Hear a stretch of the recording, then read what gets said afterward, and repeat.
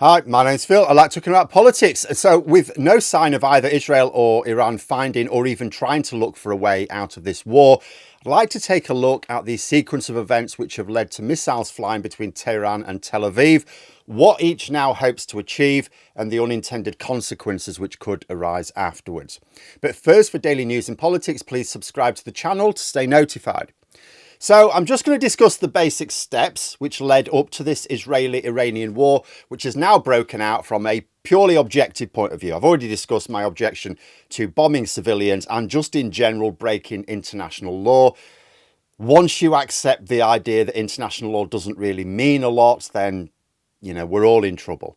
This is basically a war between two nihilistic extremist governments who seemingly won't be happy until the Middle East is just ashes and dust.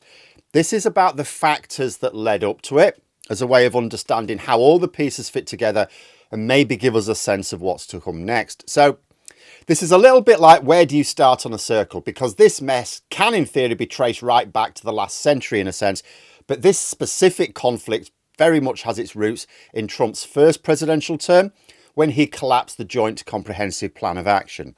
Trump claimed that Iran were reneging on the deal. There didn't seem to be any real evidence of this. It seems more likely he was jealous of Barack Obama's Nobel Peace Prize and wanted to wreck the work that underpinned it.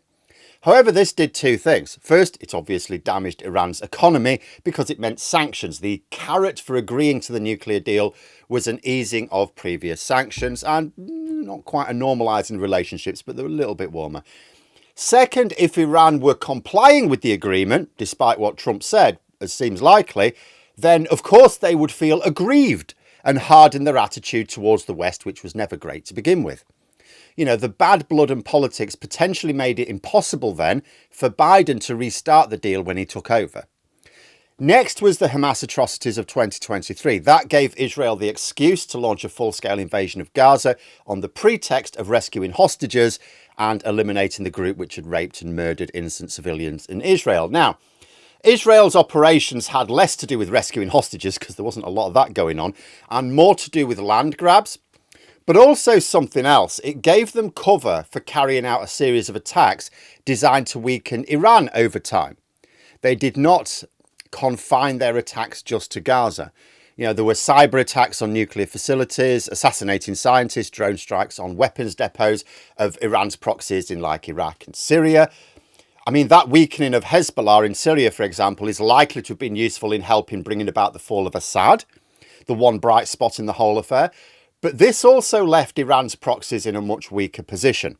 Hamas may not have been destroyed, but many of their leaders have, although likely at a cost of generations of Arabs developing a hatred of Israelis for the future.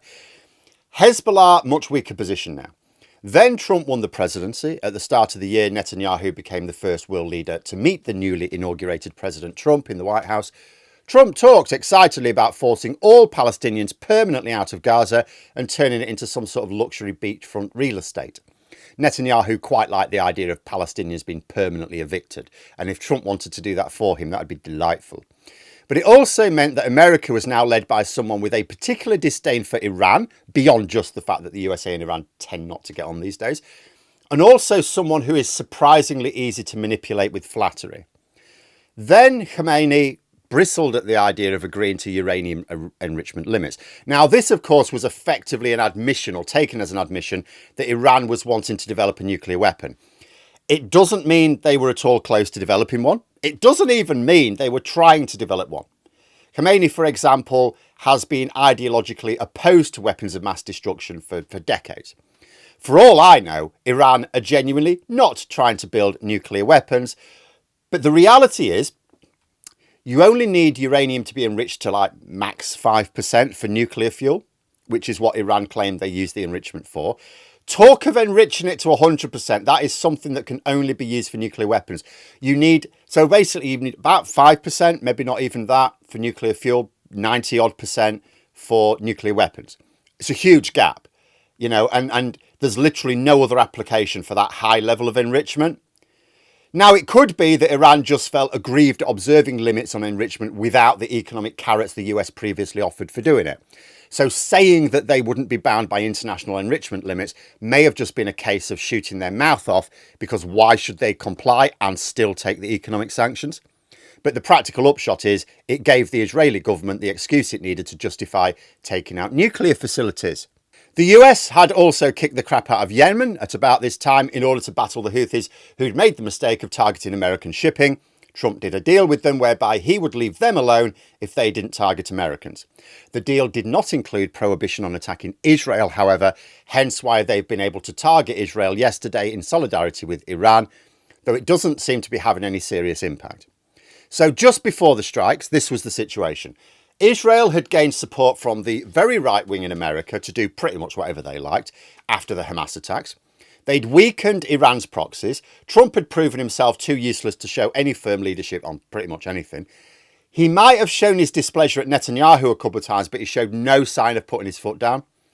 Although there is a report, actually, he has put his foot down on one thing. It's reported today, or sort of last night, I guess, that Israel had the opportunity to kill Khamenei a couple of times, but obviously in concert with America, Trump had said no. While Iran is not targeting Americans, he's not going to authorise the assassination of their leadership. So as long as Iran doesn't target Americans, then as far as the US government's concerned, they're not interested in regime change and they won't support Israel, achieving it. To continue, also, Iran had essentially said they felt justified in developing uranium at an enrichment level that only has nuclear weapon applications.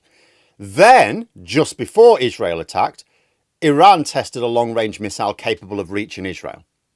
Netanyahu, who had already been preparing a strike, had everything he needed to justify a preemptive strike on Iran. And we know the rest. Trump flailed around, switching from complaining at Netanyahu for mucking up his talks, to complaining he was in on the whole thing, to going back to complaining at Netanyahu mucking up his plans, to going, oh, but we were still in on the whole thing. What is not altogether clear at this point are the endgame goals. I mean, let's begin with Israel, because we know something there. They do want regime change. Israel much preferred the liberal Iran of the 1970s, and their relationship went to shit after the revolution. That being said, I don't know whether Israel thinks that the regime will just automatically revert back to its pre-revolutionary days. And if it did, that wouldn't automatically make it feel more friendly towards Israel after everything that's happened since. And if the regime does fall, then who knows what would emerge from the power vacuum. I noticed the Iranian communists have attacked both their own government and the Israeli government for these actions. If their attitude is more widespread, whatever emerges may make life better for ordinary Iranians, but may not be willing to build bridges with Israel and America while they stomp on Gaza. As for what the Iranian government's endgame would be, I mean, I suspect survival at this point. They are already outgunned by Israel. A climb down now would be unthinkable, surely. Especially as it's not a case, if Iran stops attacking now, or counter-attacking as they would describe it, would Israel stop? No, because Israel started it in the first place, and Israel has not claimed that it's met its objective and is now only attacking because Iran is attacking back, right? So it's not even the case that if Iran stops attacking, Israel stops attacking. And the thing is, at this point as well, because Iran is clearly losing, the one thing a strongman government can't afford is to be seen as failing to defend their own country. They're not only supposed to project power across the world, they're at the very least supposed to defend their own country. What is the point of having a government who murders and oppresses its own people if they can't even keep the rest of them protected from invasions? But Iran will also know that it is outmatched. Its ideological end goal is, of course, the destruction of Israel. But they've got no practical way of achieving that right now. They're not going to persuade other Arab countries to join them because the rest seem to think Iran is as much of a dick as Israel. And if Israel were seriously threatened, the USA would then probably be compelled to join in. So far, Trump has suggested he won't attack Iran as long as Iran does not attack US sites or people. But that might be largely because Israel is suffering minimal damage itself from Iran's missiles. What Iran needs is a face-saving way out which stops Israel attacking its facilities. It's not clear what Netanyahu would do, if we work on the assumption what he's really doing is destroying Iran's military infrastructure, conventional as well as nuclear, and the fact Israel is now targeting oil and gas facilities in Iran indicates this as well. Israel has stopped pretending it's targeting nuclear sites because of fear of a nuclear weapon. Attacking oil and gas facilities, that is an attempt to destroy the Iranian economy. Although, They are doing so whilst avoiding a major risk to the global economy. Because although the markets are a bit shaky, it's been reported that Israel are not targeting the infrastructure related to oil and gas exports, but domestic supply.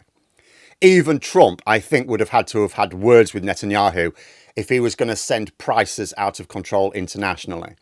What Israel is doing is dismantling Iran's domestic economic infrastructure. Why would the Israeli government stop when the US is not telling them to? Or at least not telling them to and meaning it? But what if Israel's plan of regime change doesn't work? Or what if it doesn't work quickly? I guess they're in an easier position to simply stop the bombardment and claim mission accomplished whenever they like. But then the focus returns to Gaza. And they're not showing signs of doing that. One benefit for Netanyahu of trading blows with Iran, some are pointing out, is that it's taken away bandwidth for reporting on the plight of Palestinians in Gaza. So is it really in the interests of either the Israeli or Iranian governments to stop the fighting? But let me know what you think in the comments below, and for more content you could subscribe to the channel or join for access to streams and behind the scenes updates. Thanks for watching, and until next time, I'll see you later.